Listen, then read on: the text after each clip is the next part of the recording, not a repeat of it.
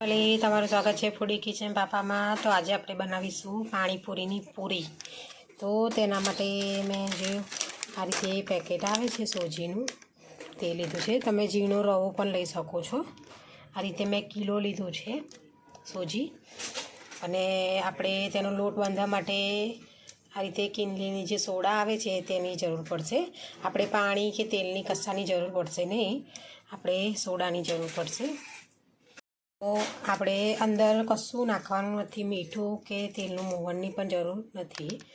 હવે આપણે આ સોડાથી જ લોટ બાંધી દઈશું। તેનો કડક લોટ બાંધવાનો છે, બહુ ઢીલો નથી બાંધવાનો, મીડિયમ સોફ્ટ લોટ બાંધી દઈને રેડી કરી લઈશું આપણે।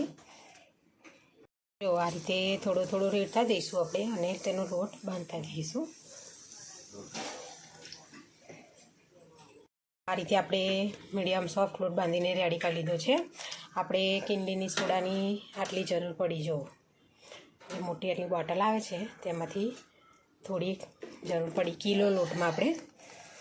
તમે જો સોડા આ રીતે ના હોય તો તમારી પાસે તો તમે બેકિંગ સોડા કાં તો ઈનાનું જે પેકેટ આવે છે ઈનું તેનો પણ તમે ઉપયોગ કરી શકો છો, પણ રિઝલ્ટ સારું સોડાથી આવે છે, તેટલા માટે મેં આ રીતે સોડાથી લોટ બાંધ્યો છે। તો આપણે હવે તેને અડધો કલાક માટે રેસ્ટ આપી દેવાનો છે ઢાંકીને, જેથી કરીને જે સોજી છે તે કમ્પ્લીટ ફૂલીને અને રેડી થઈ જાય તેનું, તેટલા માટે આપણે લોટમાં રેસ્ટ આપવા મૂક્યો છે ત્યાં સુધી આપણે તેનું પાણી બનાવી લઈશું। તો એના માટે મેં લીલા ધાણા લીધા છે, આ રીતે મીઠું લીધું છે, લીલું લસણ લીધું છે, આદું મરચાં અને પુદીનાના પાન લીધા છે। તેને આ રીતે ડાળખીઓ તોડી તેના પાન લીધા છે મેં, અને સંચળ લીધું છે। તો સૌથી પહેલાં આપણે બધું વસ્તુ ધોઈ કાઢીશું। પહેલાં પુદીનાના પાન અને તેને, અને લસણ તમે જો ખાતા હોય તો જ તમે નાખી શકો છો, બાકી સ્કીપ કરી શકો છો। આ રીતે શિયાળામાં લીલું લસણ મળે છે તો મેં આ રીતે તેનો જે પાછળનો લીલો ભાગ જે આવે તે લઈ લીધો છે। તેને પણ આપણે કટ કરી તેને મિક્સર જારમાં નાખી દઈશું। આ રીતે આપણે ધોઈને લઈ લીધું છે, ઝીણા ઝીણા કકડા કરીને તેને ઉપરથી આ રીતે મરચાં આદું, હવે આપણે મીઠું નાખી દઈશું આ રીતે ઉપરથી, અને સંચળ પાવડર લઈ લઈશું। હવે આપણે ઉપરથી થોડું પાણી રેડી તેને મિક્સર જારમાં ક્રશ કરી લેવાનું છે, લિક્વિડ ટાઈપ બનાવી દેવાનું છે બધું। તે પીસાઈને રેડી થઈ ગયું છે, એ તમને બતાવી દઉં। જો આ રીતે હવે તેને આપણે એક વાસણમાં કાઢી લઈશું। આ રીતે આપણે ઉપરથી થોડું ઠંડુ પાણી નાખી દીધું છે, આ રીતે પાણી બનાવીને રેડી કરી દીધું છે તેનું, જુઓ સરસ એવું। આ ટાઈમે તમે ચેક કરી લેવાનું, મીઠું કે સંચળ જો ઓછું હોય તો તમે આ ટાઈમે એડ કરી તેને ફ્રીજમાં હવે ઠંડુ કરવા માટે આપણે મૂકી દઈશું। તો જો પાણીપુરીનું પાણી રેડી થઈ ગયું છે। આ રીતે જો તમે તીખું વધારે પસંદ હોય તો મરચાં થોડા વધારે લઈ લેવા તેમાં નાખવા માટે। તો હવે તેને આપણે ઠંડુ કરવા માટે ફ્રીજમાં મૂકી દઈશું પાણી। જો અડધો કલાક થઈ ગયો છે, હવે આપણે લોટને આપણે મસળી કાઢીશું બરાબર। આ રીતે તેને આપણે લુવા વાળી દઈશું મોટા મોટા, અને તેને મોટો રોટલો જે બનાવીએ તેવો આપણે રોટલો બનાવીને રેડી કરી લઈશું।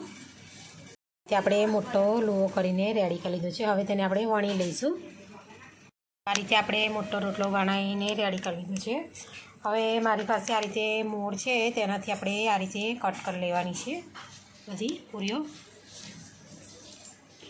તમારી પાસે આ રીતે મોળ ના હોય તો આ રીતે નાની પાલી આવે કે ડોલકાનું ઢાંકણું નાની આવે તેનાથી તમે બનાવી શકો છો। તો જો આ રીતે, તો તેવી રીતે આપણે બધી પૂરીઓ બનાવીને રેડી કરી લઈશું। આ રીતે કટ કરી લઈશું। તેને આપણે મીડિયમ રાખવાની છે, બહુ જાડી નથી રાખવાની, બહુ પતલી નથી રાખવાની। આ રીતે મીડિયમ પતલી રોટલી આપણે બનાવવાની છે તેની। તો હવે આપણે બધી પૂરીઓ કટ કરી લઈશું। આપણે આ રીતે પૂરીઓ કટ કરીને રેડી કરી લીધી છે। સાઈડમાં તેલ ગરમ કરવા માટે પણ મૂકીને રેડી કર્યું છે। હવે આપણે તેમાં પૂરીઓ વારા પરથી બધી તળવા માટે મૂકી દઈશું એક એક કરીને। જો આ રીતે આપણે ગેસ મીડિયમ ટુ લો રાખવાનો છે તેને ધીમા તાવ ઉપર તેને આપણે ચડવા દઈશું ફૂલે ત્યાં સુધી। આ રીતે જુઓ, અને બંને સાઈડે ફેરવીને ગોલ્ડન બ્રાઉન રંગની થાય ત્યાં સુધી તેને તળીને રેડી કરી લઈશું આપણે। તે ગોલ્ડન બ્રાઉન રંગની થાય ત્યાં સુધી તેને તળી લેવાની. હવે તેને આપણે કાઢી લઈશું તેલમાંથી બહાર.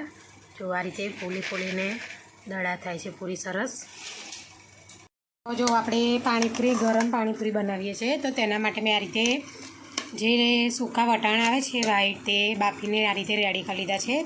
બટાકાને બંને તેને સવારથી પલાળી તેને 8-9 વિસલ મારી દેવાની આ રીતે, એટલે રગડા જેવા સરસ આ રીતે બફાઈને રેડી થઈ જાય છે. જુઓ હવે આપણે તેનો વઘાર કરીશું. આપણે વઘાર માટે આ રીતે આદુ મરચાં અને લસણને ક્રશ કર્યું છે ઝીણું, અને જીરું આપણે જરૂર પડશે. આ રીતે તેલ ગરમ કરવા માટે મૂકી દીધું છે. તેલ તતડે એટલે આપણે તેમાં જીરું નાખી દઈશું. સૌથી પહેલાં તે જીરું આપણે નાખ્યું છે, તતડી ગયું છે. હવે તેમાં આદુ મરચાં લસણ નાખી દઈશું. આ રીતે આપણે તેને અધકચરું શેકી લઈશું. આપણે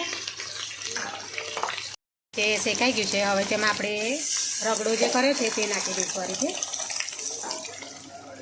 હવે તેને આપણે ઉકળવા માટે મૂકી રાખીશું. થોડી આ રીતે હળદર નાખી દઈશું. આપણે થોડું કશ્મીરી લાલ મરચું નાખીશું. ચાટ મસાલો નાખીશું આ રીતે. હવે તેમાં થોડું આપણે સંચર નાખીશું આ રીતે. આપણે જે ગ્રીન પાણી બનાવી છે તે થોડું અંદર આ રીતે એડ કરીશું, જેથી કરીને સરસ પુદીનાનો ને એનો ટેસ્ટ આવે તેમાં આ રીતે. હવે તેને મિક્સ કરી લઈશું. આ રીતે તેને હવે ઉકળવા માટે આપણે રવા દઈશું. આ રીતે આપણે ખજૂર આમલીની ચટણી પણ બનાવીને રેડી કરી લીધી છે. જો તમારે આની રેસીપી જોઈતી હોય તો મને કોમેન્ટ બોક્સમાં જરૂરથી કહેજો, તો હું તમને જરૂરથી બતાવીશ ગળ્યું પાણી કેવી રીતે પાણીપુરીની બને છે તે. આપણે પૂરીઓ બધી બનાવીને રેડી કરી લીધી છે. સરસ એવી ક્રિસ્પી ને એવી તમને બતાવી દો. જો આ રીતે. તો હવે આપણે આગળ તેનો મસાલો બનાવીશું.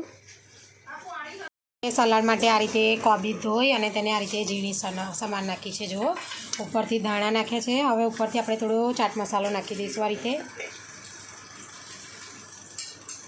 તેને હવે મિક્સ કરી લઈશું આપણે.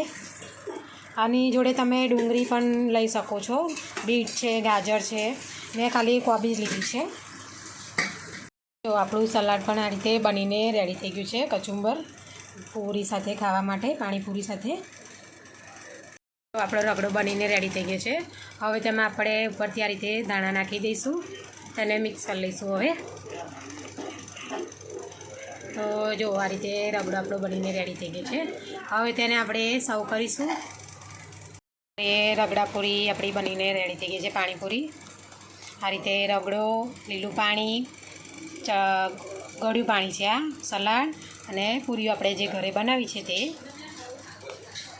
તો તમે પણ આ રીતે ટ્રાય કરો ઘરે. સરસ પાણીપુરી બનીને રેડી થઈ ગઈ છે આપણી ગરમ ગરમ. તો જો અમારી વિડીયો તમને પસંદ આવી હોય તો લાઇક, શેર, સબસ્ક્રાઈબ કરવાનું ભૂલતા નહીં. Thanks for watching.